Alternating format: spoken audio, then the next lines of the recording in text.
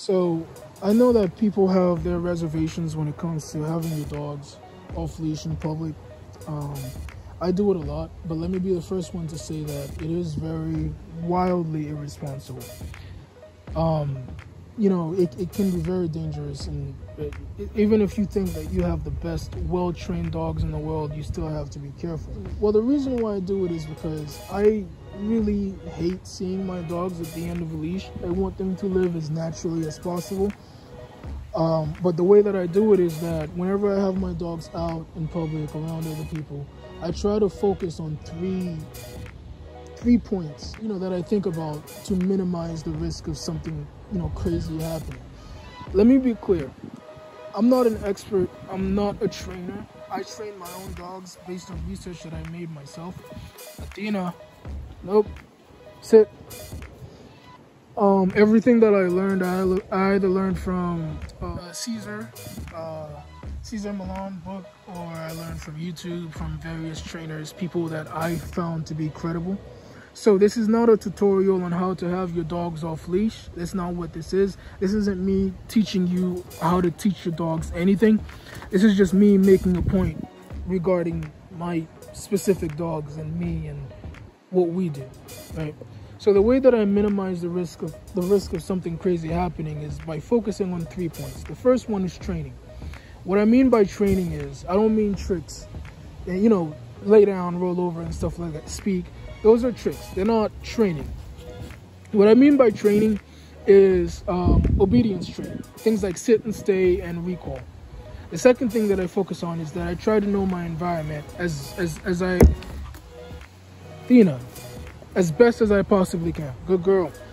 So, for example, I live around here, so it's kind of a cheat, but I know this environment. I know that there are children, a lot of children around here. I know that because this is a place that allows dogs, a lot of people have dogs, stray cats. Over there is a playground for the kids, and over there, all the way down that stretch, is a very busy road. I don't know if you can see the cars.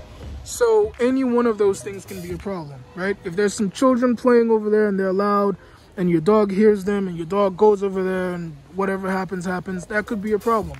Or if for whatever reason your dog runs that way, crosses the street, and something tragic happens, Athena, hey,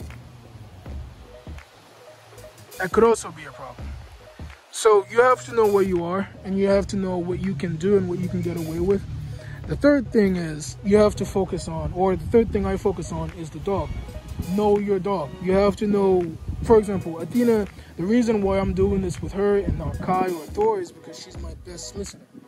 I don't want to say she's my best dog or my smartest dog, but she's my most obedient dog. So I know even if I have her out like this, I have more control over her than I would have Thor or Kai. So yeah, you gotta know your environment, know your dog, and basically training is very important. So I'm not just out here and have my dogs out here running around in front of people. To demonstrate that, as you can probably tell, Tina's very toy motivated. She loves the ball. There you go. She loves chasing, sit, all of that. So what I'm going to try to do is I'm going to throw the ball and recall her before she gets to it. If she doesn't come back to me before she gets the ball, I'll fail. She needs to pay more attention to me than what it is that she wants to do. Sit. Okay. Sure, there's nobody coming, nobody around, no children, nothing. Alright, cool. Alright, you ready, girl? Ready? Athena, come. Come.